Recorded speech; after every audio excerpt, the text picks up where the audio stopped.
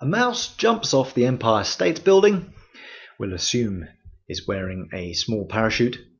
Describe the motion and forces, the motion and the forces at each part of the velocity time graph below.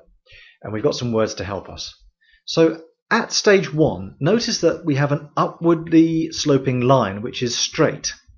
And if you have a straight line in a velocity time graph, then that means that our acceleration is constant. So number 1, our motion, I'll use m for motion, is that we have a constant acceleration.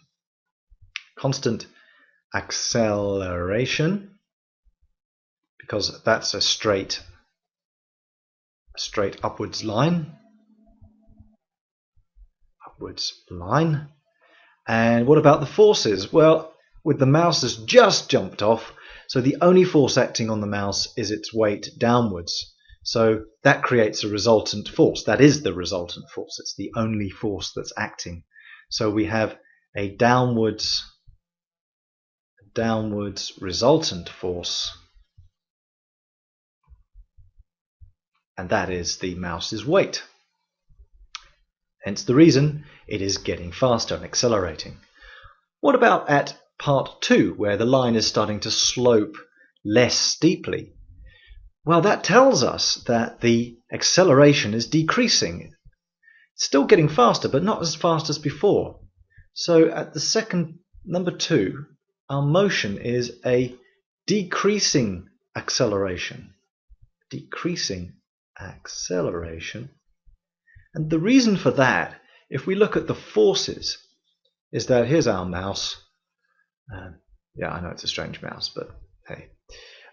We've got the mouse's weight, and we've got an increasing drag force. As the mouse starts to fall faster and faster, then this drag force grows bigger and bigger.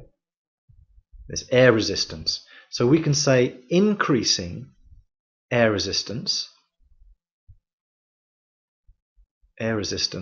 upwards,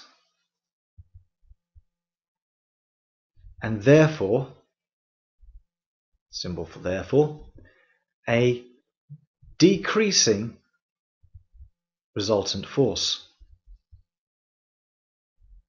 You see, there will come a point when this drag force becomes as big as the weight force and will balance it, and that's what's going to happen at the next point, which is where the mouse reaches its terminal velocity.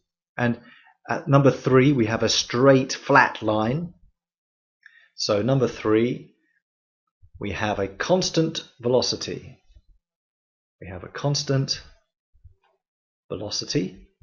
Because the line is flat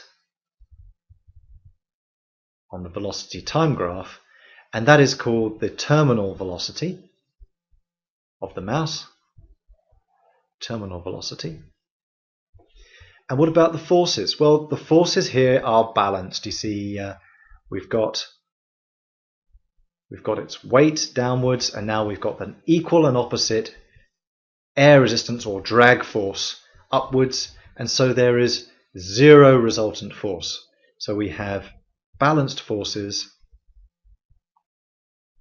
and zero resultant force.